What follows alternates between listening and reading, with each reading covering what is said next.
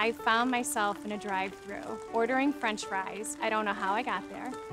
It was after a stressful sales call or something. It could have been anything. My kids got a bad grade. Somehow the French fries called my name, and I don't want a 99-cent heart attack. And it's when I have those moments where I'm conscious about what I'm doing that I realize that this is where food problems begin. Emotional eating, addiction to certain foods because they somehow make us feel better, when in reality they really don't make us feel better. After we eat the French fries, I feel awful. My skin feels greasy. What is that doing to the inside of my body? I live and practice in Detroit, and I believe our city and the people that live here represent the best of America. I wanted to create a place that folks can go to that not only delivers health information, but also helps us share inspirational stories to help all of us grow, with real problems discussed in depth with real solutions. You are the most important person. You're the patient. This is Ask Dr. Nandi.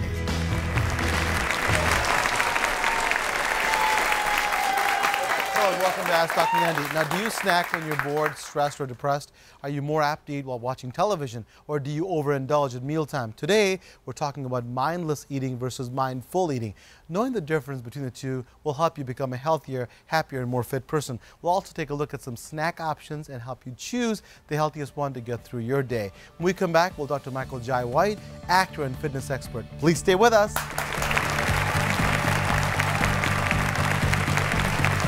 So you want your energy to sustain, and if you take simple sugar, it's just going to rise you up and it's going to drop you down lower. So you don't want to do that.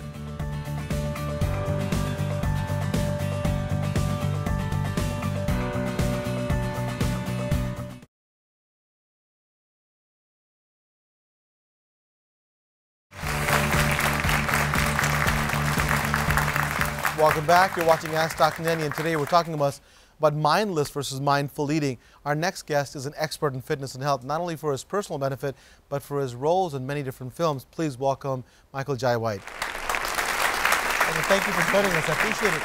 You know, being an actor, many of you know he's been on many, many movies. Being an actor and having a hectic lifestyle, how do you avoid just eating mindless, you know, unhealthy snacks? Well, it's kind of like it's decided for me already now because it would get me sick. Actually, Really? Yeah. Actually, I'm so used to not eating the junk foods that The crap. Yeah, it just doesn't feel good if I did. Tell me what happened. So there are people probably here and at home who eat junk food all the time. So tell them, and I know what you're talking about, because once you start eating healthy and your body gets used to it, you eat, for example, I used to eat pizza like it was a food group when I was in college. Right. And now, if I eat more than one, you know what I'm talking about, if I eat more than one slice, I mean, I'm literally physically sick. Right, yeah. And I've got one of my nurses from my office here in the audience, and she knows that I'm bloated and uncomfortable. I mean, is that what you're talking about? You get physically because unwell. you stop producing the enzymes that break down that bad food, and so your body's a barometer for the bad stuff. You know, it just knows like, oh wait, something's not right here. So, you know, myself, I mean, I'm always I tend to travel with food. I look Really? a little crazy sometimes. I've got like all kinds of different snacks packed, and you know, if I'm on a flight. Half the time I don't take what the airport or the airline is giving, so I have my own stuff. You know, I just kind of wrap everything and vacuum seal things and eat it on the plane. Like, what's an example? I mean, that's amazing that you're that busy. I mean, think about it. You know, most people are not nearly as busy as Michael, and he's packing snacks. What's an alternative snack that you can give our audience a peek at, like a tip on what do you pack? Yeah, I think it's great now because it seems like even the bodegas and stuff, they're getting a bit more health conscious. Now you can find things like popcorn and some of the things that like brown rice chips, which is a big favorite of mine. You find brown rice chips sometimes in grocery stores, a lot of grocery stores now, and even in CVS and places like that. But I tend to, at home, you make up a bunch of, say if I made up chicken, vegetables, and what have you, you make a lot of it and then you just seal it up. And personally, I have a ready-made meal that I can just, pop in the oven or microwave if I need to.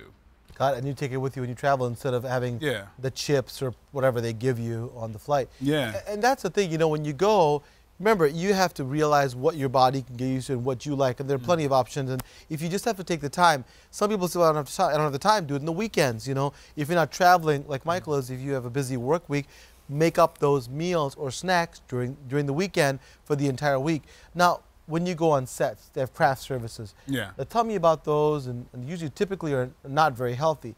Yeah. Do you partake in those? Do you avoid those? What do you do? Well, I'll tell you what I used to do. Yeah? Because now, luckily, I'm in a place where I can make a decision on what's going to be available. So, sometimes those people who like the junk food, they're a little out of luck because I've got nothing but good food on set now. But when I wasn't able to, kind of like dictate that, what I would try to do, it's hard. But what I would try to do, I'd get creative. Sometimes I would, if there is any kind of, like certain sandwiches, I avoid the breads because bread will, kind of bog you down, pretty very heavy, loaded, exactly. And just try to stay away from the sugar because that's the environment you don't want your body to be in, especially if you have some like here you have long sets, and so you want your energy to sustain. And if you take simple sugar, it's just going to rise you up and it's going to drop you down lower. Exactly. So you don't want to do that. So, you want things that are more complex carbohydrate, and sometimes like fruits, right? Fruits, maybe. Yeah. Because even if you have these crappy trays, you still have some things where some vegetables, maybe some salad. You want to have complex carbohydrates, which sustain it. What Michael is saying is that you have things with low glycemic index instead of high. High glycemic index foods, the sugar spikes up and goes down, and the insulin goes up. So people who are diabetic, it's bad for them. People who have high blood pressure, all these things get worse. And so I'm sure you found some things on that you were picking and choosing, weren't you? Yeah, you get a little creative. I mean, of course, you want to eat things in their natural state. Yes. Banana is a banana. I try to not a fried banana. Yeah.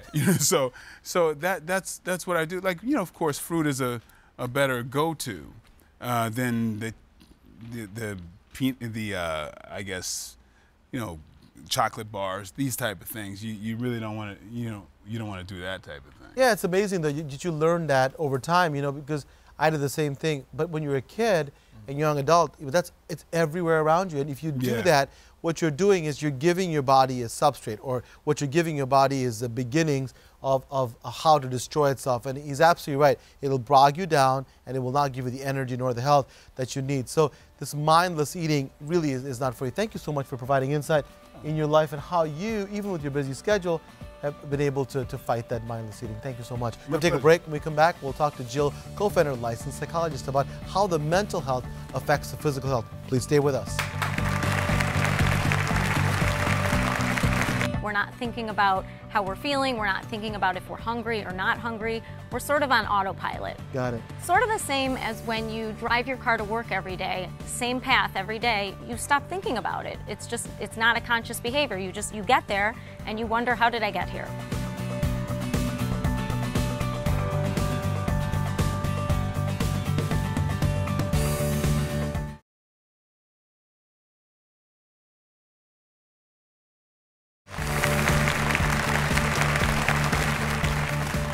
Welcome back. Dr. Jill Kofender is a clinical psychologist specializing in depression and anxiety and other mood issues that may affect our food choices. Please welcome to the show. Now, we've often talked in the show about food and mood. How are they connected? How does your food affect your mood and vice versa? How we feel affects what we eat and how much we eat. When we're experiencing negative emotions like feeling anxious or feeling depressed, we might eat more, or we might make poor food choices. Like chocolate, ice cream, when you feel kind of down, right? Foods high in fat, high in calories. Yeah. Alternatively, though, what we eat can affect how we feel. Got it. So certain foods can affect us differently physiologically. We might eat foods that increase serotonin in our body, which acts as a mood regulator. Like what kinds of foods would increase serotonin, for example? So people say, oh, yeah, that's a big word, but what about some foods that we can eat that actually increase serotonin? I believe vitamin D and some proteins too, right? I mean, you can have that and increase serotonin. And the reason why serotonin is so important is it's a mood regulator. So you can change your mood based on the amount of serotonin there is, correct? Mm-hmm, mm-hmm. Yeah. So please go ahead. So additionally, when we think about certain foods, that could actually affect our mood too. So we may perceive certain foods to make us feel good, like chocolate, like you mentioned. We think of chocolate as a feel-good food, or we think of comfort foods. Right. So people typically associate certain foods with feeling better, feeling, a sense of calm. Often these are associated with things from childhood or home cooking. So how we feel affects what we eat, and what we eat affects how we feel. That's well said. I think that's a huge point. Now, what about this mindless eating? What are some of the reasons why so many of us, have mindless eating, just eat without purpose, it seems like? Well, so eating mindlessly is really because we're not paying attention. We're lacking awareness. We're not thinking about what we're doing. We're not thinking about how we're feeling. We're not thinking about if we're hungry or not hungry. We're sort of on autopilot. Got it. Sort of the same as when you drive your car to work every day, the same path every day, you stop thinking about it. It's not a conscious behavior. You get there and you wonder, how did I get here? It's automatic. So mindless eating is similar to that. Negative emotions can lead to mindless eating. When we're feeling depressed or anxious or bored, we may eat more. We try to eat to distract ourselves from distress. So I like to say that we try to eat away whatever's eating at us.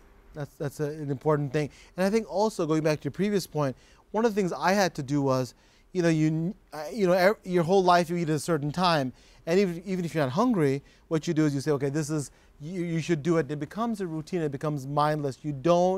You're not mindful of what your activities. And I think if you do that, it'll be fine. Now, let's say you do get depressed, and let's say you have some negative emotions, and you've trained your body, you've conditioned your body. For those of you who are watching, you know this, that you eat these types of foods. What other activities can you do besides that mindless eating that you can suggest? So first you need to become aware of what you're doing. To change any behavior, you have to be aware. Sometimes it can be helpful to write these things in a journal to keep track of how are you feeling, what are you thinking about, what are you eating, what's the situation, and that helps bring about awareness. When we replace those activities of eating, it's useful to replace them with something that is pleasurable. So things like taking a walk or having a cup of tea, taking a bath, deep breathing exercises, muscle relaxation exercises, yoga, meditation, listening to music. All of these things are pleasurable and they're positive for us. So I think to your point, I think we can train our kids. One of the things that those who are watching you can do is you can train your children that when they have a negative emotion, that you don't give them a piece of some chocolate or candy. And we do that as parents because we want to comfort our kids. Instead, give them other behaviors that they can do that are helpful, like she talked about. And as adults, you can do this thing. You can become more mindful, do activities that are actually increase your exercise, and so that yields positive results in many ways. So that's great advice. When we return, we'll talk to Melinda Szwak about taking the holistic approach to eating, mindful and healthy. Stay tuned.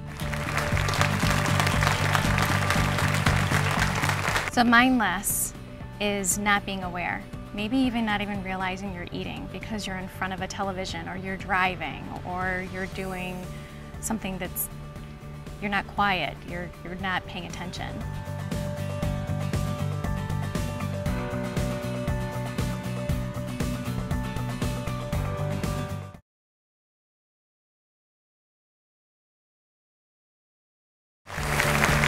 Welcome back, and thanks for staying with us. Today we're discussing mindless eating versus mindful eating, and here to explain holistic mindful eating is Melinda Szwak, certified health and happiness coach. Thank you for being with us. I appreciate it. Thank you. So why do people come and see you? I mean, what are the main reasons why people come and talk to you? Weight loss seems to be 90% of my business. It's obviously a big industry in the United States, and if you look around, a lot of people seem to want to try and get back into shape, and so that's the biggest reason.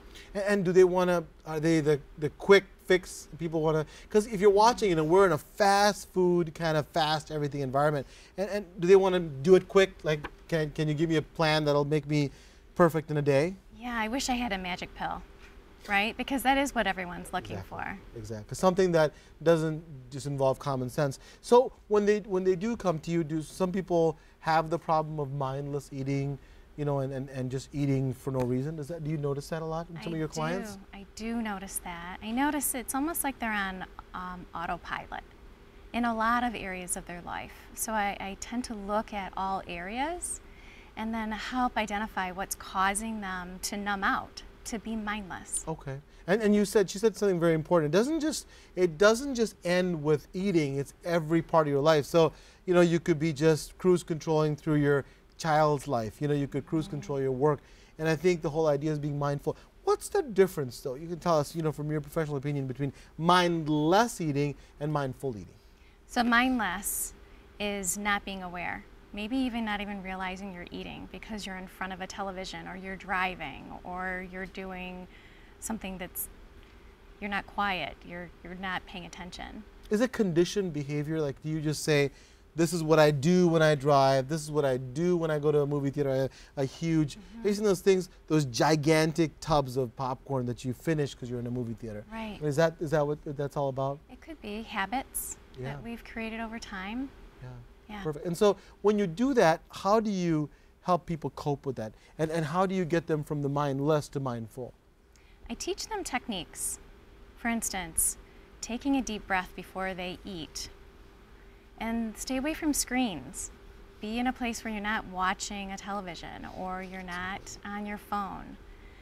It would be helpful if you're sitting with family, but still make it a game, like make it a chewing game with your family. So you're really taking in the food. Tell me about this chewing game. I'm not sure if I understand that. Fun game. We should get some food out. I know. I wish there was some food. I'm so hungry.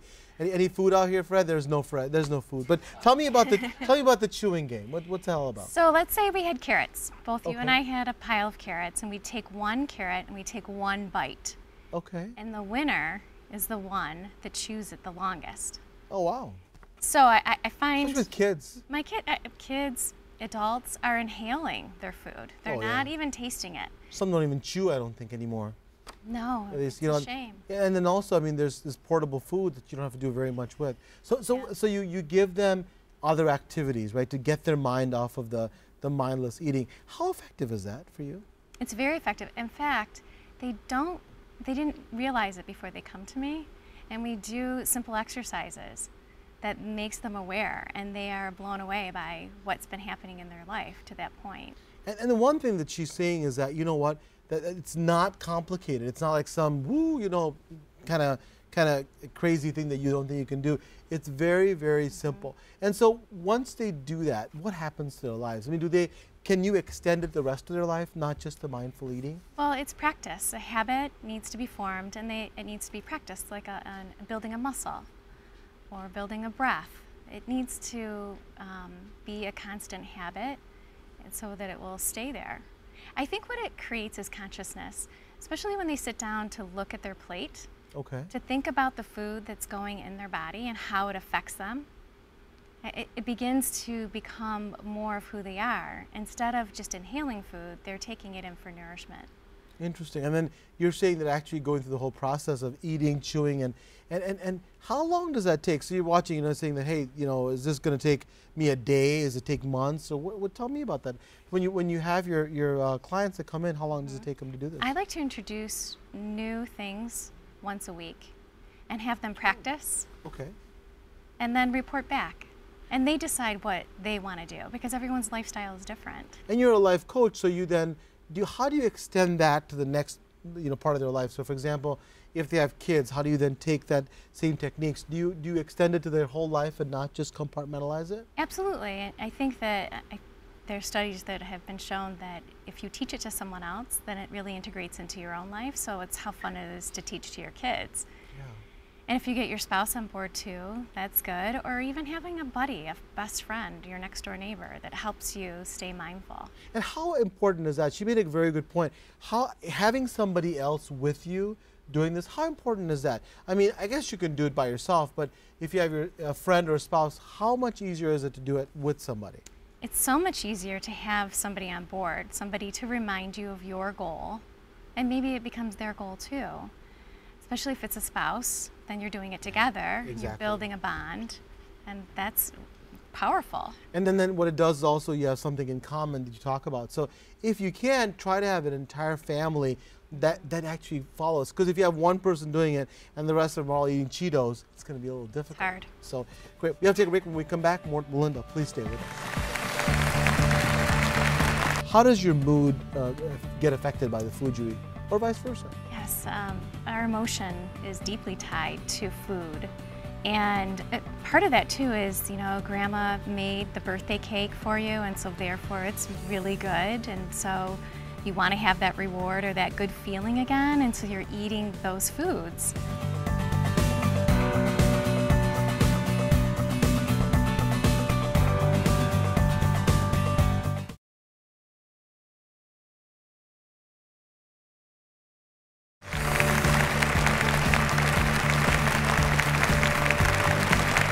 Welcome back. Today we're talking about mindless eating versus mindful eating. Joining us again is Melinda Szwak. So Melinda, thank you for joining us again. You know, we've been talking about how you've been able to take some of your clients and have them understand mindful eating. But tell me about another aspect, mood and food. We talk about how your mood can really affect what you eat, right? And I'm sure some of your clients talk about that. Tell me what your experience is about that. How does your mood get affected by the food you eat, or vice versa? Yes, our emotion is deeply tied to food. And part of that too is, you know, grandma made the birthday cake for you, and so therefore it's really good. And so you want to have that reward or that good feeling again, and so you're eating those foods to replace that. And we just need to unwind that a little bit and figure out why. So I ask a lot of questions around why someone is doing something. And oftentimes, people already know what they're doing and how to correct it. They just need encouragement. Got it. And so let me go back to your idea about the comment about grandma. So when you go to grandma usually and she has a piece of cake, it brings back that feeling of comfort. Is that what we're referring to, that feeling of comfort? So not always just a piece of cake that's good, because you know, some carrots may be good too, but that feeling that grandma's cake gave you. Is that what we're talking about? That's exactly what we're talking about. And so then what do you do? So how do you then tell your client that, you know, grandma is really nice and grandma did give you that feeling? Then how do you overcome that? How do you help them understand that? So when we uncover that that is the issue, they then can make a choice. It's like now they realize that they don't have to go in for the cake. It's very interesting when you bring attention to that type of situation, they actually recognize it first. And so the next time, it happens, they can make a choice. And if they make the choice to eat it, then they do that mindfully. Got it. But they can make a choice not to eat it, and that's also mindful. Got it. At least, I think the important point that she's making is that you're making a choice. It's not just cake, eat, feel good. And that whole pathway that you take is now broken, so that you can make that choice. And yeah, sometimes you have to eat a piece of cake. We're not saying you never do, but the key is that you're being mindful and you're making a choice. Now, what about going out? Now, when I go out, you know, sometimes two things. When you go out with, you know, your family or friends, and then when you go out for business, how do you make those mindful choices? Because they give you all kinds of crap, you know, and everybody's eating around you. Tell me how you make those nice choices. I like to arm my clients with the ability to know where they're going. Check out the menu online. That's interesting. So many menus are online. Yeah. You can find a healthy choice, and be mindful that my healthy choice isn't the same as yours. Got it. Some things don't work in my body. And so as we go down this path of being mindful in what we're eating, people start to uncover foods that don't serve them. So then they can choose the right ones at a restaurant. And the other thing that, you know, I think you're also saying is that it's okay to say no. So one of the things that what happened to me when I was earlier is that I would want to please my friends as well. So if they all ate, you know, I don't know, a bunch of pizza and a bunch of crap, I would feel like you're kind of obligated to go with them. One of the things that you have to understand is your health is more important than trying to please somebody. So absolutely, I think it's a great tips you gave is go online, find out the menu so you already know what the healthy choices are. Secondly, have some ideas of what to do. One of the tips I have is that, you know, when you have the dessert, for example, you know, and people are all digging in, think of another story, something that'll take the attention off the dessert and talk about, hey, you know, I saw somebody the other day. So the attention and the focus is not the food, but rather on the conversation. So I think this would be great. Now, something I've got notes on is the integrative nutrition plate. What is that all about?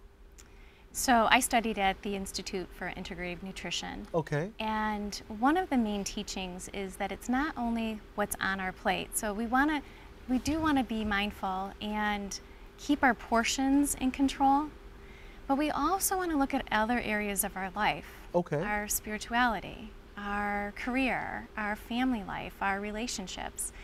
And all of those play a part. We have a graphic right here. That's nice. Yes, physical activity. So it's not just the food, but it's everything. So as a holistic health coach, I help people identify all areas of their lives that they'd like to address. And when one is out of balance, something else is out of balance as well.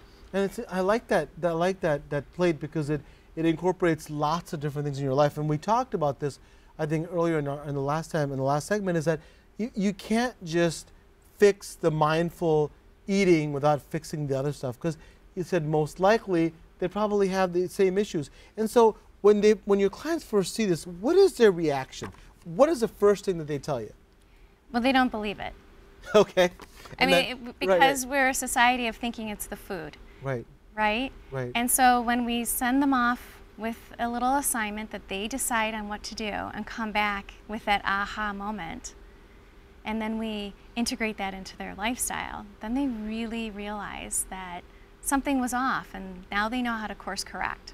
So I'm not just teaching them one time, I'm teaching them every Again time. and again. Yeah, something happens, they can change it. And this is the thing that it's also, you know, a lot of other experts have said in our show is that a lot of people expect this to be an overnight issue. So you come in, you see Melinda, and then, you know, in about 4 days, you'll be cured. And that's, you know, it's so hard to undo the things you've done in your entire life. So what she does is give you tools like this integrative plate to say, I can approach this problem and then have a plan over the course of several weeks and months to solve it. So great advice. When we return, we'll talk to registered dietitian Mitali Kapila, who will show us some of the snacks that we mistakenly take for healthy. Please stay tuned. Well, let me ask you this. So people say, well, this is a very nutritious food called popcorn. It seems light and fluffy. What do you say to that, Mitali? Yes, it's light and fluffy, but it's also highly processed. Processed means it's got a lot of ingredients that are not good for your body.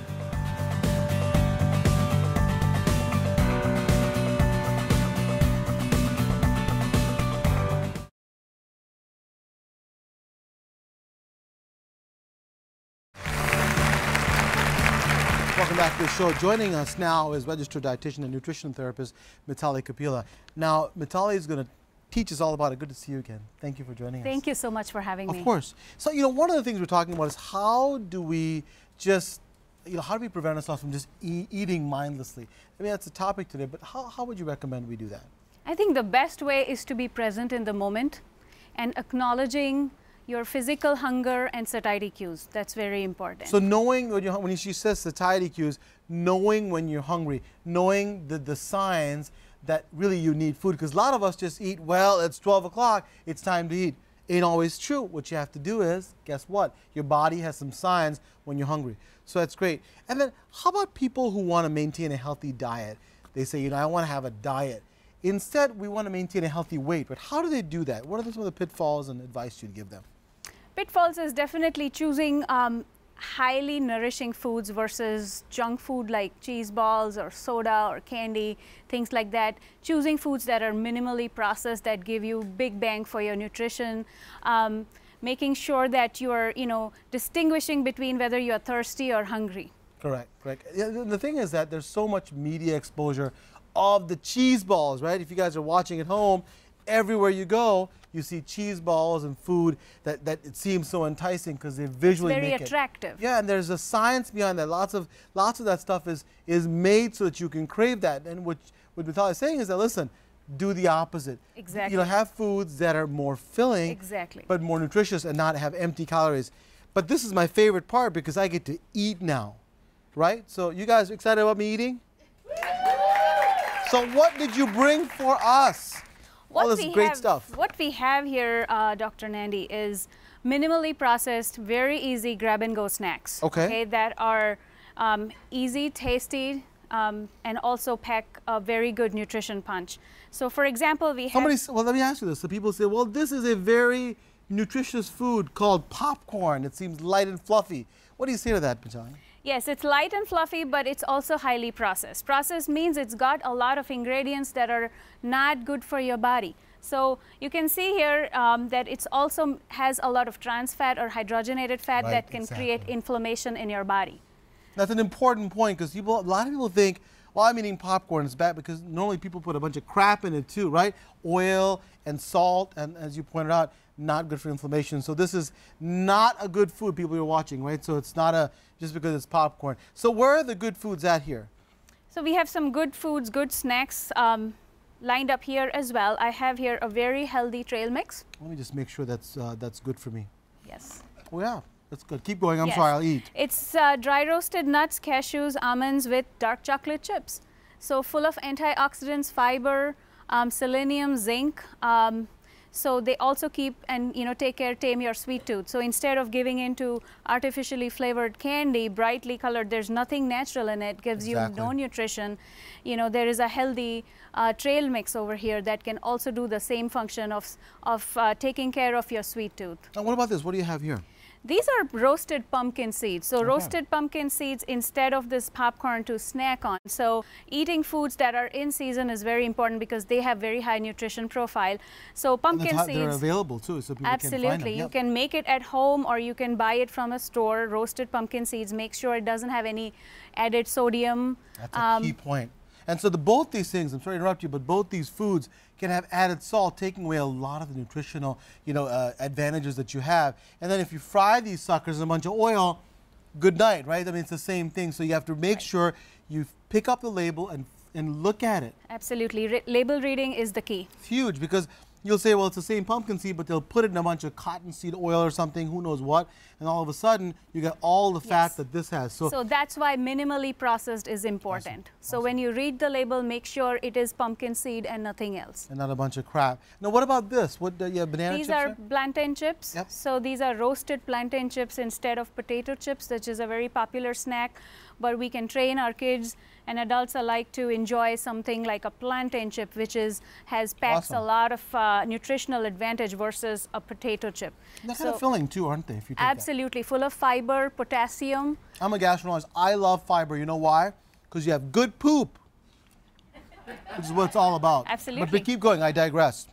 Absolutely. We have here heavily artificially flavored and colored nacho chips versus brown rice cakes with almond butter. Almond butter is a great source of essential fatty acids, keeps you full longer, and great fiber from the brown rice cakes. Nothing artificial about this, and this is full of artificial ingredients. And look at, I mean, the thing that you have to see is if you're watching at home, how enticing it is. It's colored the right way, and people have a natural reaction. So remember, we train our bodies. One of the things we do with our kids is train them to like this stuff because even if they're whining, try to train them at a young age that this stuff is not what they need, and more foods like this. Now what do you have over here? These are our good old fruits and vegetables. We have broccoli, carrots, grapes, and also hummus as a dip, which is a chickpea blend. And hummus and nut butters are very easy grab-and-go snacks because they are very easily available in single-serve containers as well. And the thing is that this is very colorful. Kids would take this and they love it because it's such a bright, beautiful, it's attractive. Snack. And the broccoli also. My kids will pick broccoli over anything, and my younger son will like grapes And so again, it's to me about telling them and teaching them at a young age. So thank you for bringing all this stuff and showing us some tips that'll keep us going. Thank I appreciate you. it. Thank you very much. We'll take a break. When we come back, we'll answer your questions on how to become more mindful of your eating. Stay with us. I'll keep eating. What are some healthier options for my daughter's school lunches so that she can stay fuller longer?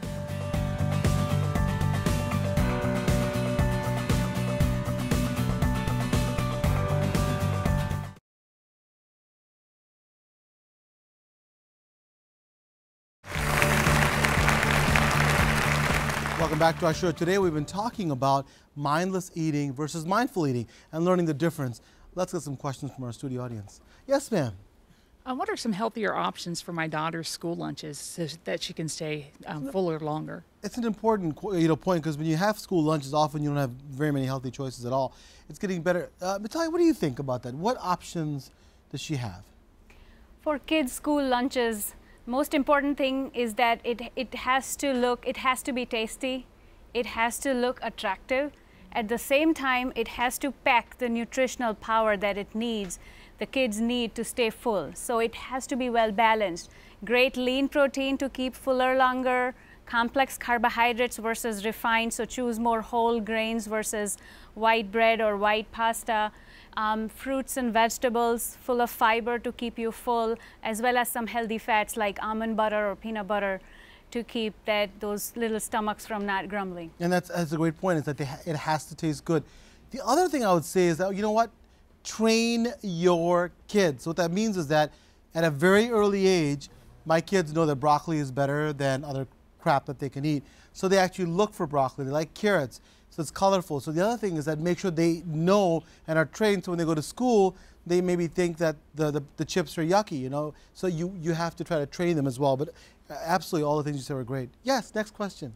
Hello. Hi. What are some healthy snacks that I can take with me when I'm traveling to detour me from the fast foods? So it's important that, when you're traveling, all you see is one fast food restaurant after another. Melinda, you want to take this? What can she do? Absolutely. Nuts are a great option as long as you don't have an allergy, and raw nuts specifically without salt. I love the option of fruit as well. So apples are a great thing to pack on a plane and have available, so you're not searching for something unhealthy in an airport, let's say. Yeah, and it's important what you said about the nuts, because so many nuts have, if you look at them, they have salt and they have a bunch of, fried with, some oil. So you have to look at the content of the food. Even though you think it may be healthy, look at the overall content in the package and read the labels. They're getting better now, but read the labels. You have to flip the thing around and look and see how much fat there is and how much salt. You'd be surprised. So, a great question. Yes, sir, next question. If I think my partner is mindlessly eating, what are some of the healthy and positive ways I can help them? Dr. Jill, what do you think about that? Well, that's a good question, because social support is so important. If somebody wants to make a change, it's really important to have other people around them that are supporting that. So if you want to help your partner, just by being there is helpful. But it's important not to be critical, to make sure you're being positively supportive. It can be helpful to have them recognize the triggers. What is making them mindlessly eat? What is associated with their eating behavior? And when you recognize that there's certain things, certain behaviors they can change, you might want to do that with them. So for example, if you always have dinner on the couch in front of the TV, then you might want to encourage your partner to join you in the kitchen or in the dining room to have your meal, so that you're paying more attention, you're more aware. Or if you're eating your food out of a bag, and instead of putting it on a plate, you'll want to encourage them to put it on a plate. So making some changes, helping your partner make those changes. Also, if you recognize that they're having some emotional difficulties, those difficulties can be related to their mindless eating. So encourage them to talk about whatever they're experiencing, if they're feeling depressed or anxious. And if that doesn't work well, you can always encourage them to go talk to a professional to deal with some of those emotional issues. And so much of, when we talk about when we have a problem, when you have a partner, whatever you're doing, and if it's a difficult thing, if you have a partner that encourages you, it's so much easier, wouldn't you say? And I think that also you can see it better than they can. You can help them recognize the problem. Mitali, what do you think about that? I mean, having your partner, help you with that. What do you think? I mean, how can a partner help, another person that's having these kind of issues? I think the best thing is to be present in the moment and practice mindfulness, understanding the entire process of the eating, the entire eating process. So cook together and, decide what you're going to eat and eat very healthfully so that you're not filled up and you're not even, drawn towards eating mindlessly. I think if your body is filled up with the right nutrition, then you are not going to be drawn towards eating mindlessly. And don't multitask while you eat. I think that's a very big point, is not multitasking, not engaging yourself in other activities and just focusing on the process of eating and enjoying, and use all your senses to enjoy the meal that's in front of you. I love what you said about mindfulness, because it lets you then concentrate on what you're doing, and then you recognize that you're actually having this activity of eating. Even we talked about other partners, but even my kids, I have them cook with us. When they cook with us, guess what? They make choices that you make, and all of a sudden that healthy stuff that they're eating, and portion control, I have them make their own plate. I make my 12-year-old say, I want you to make your own plate, so and then she says, she usually gets a much better portion. So I think all those are great. Well, thank you for taking the time to answer those questions. I really appreciate it. Don't go away. When we come back, Partha's Prescription.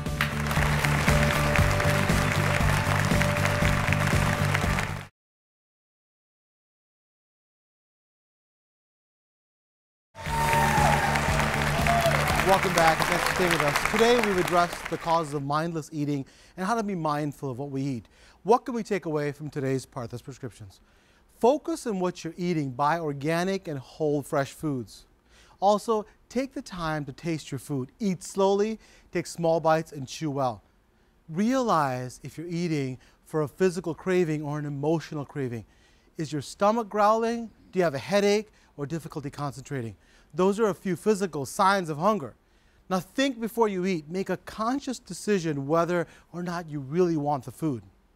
To stay informed about today's topic, learn about healthy living and how to be your own health hero, please visit AskDrNandy.com. Also, we'd love to hear from you. Be sure to follow us on Facebook, Twitter, Pinterest, and Instagram, and join our discussion.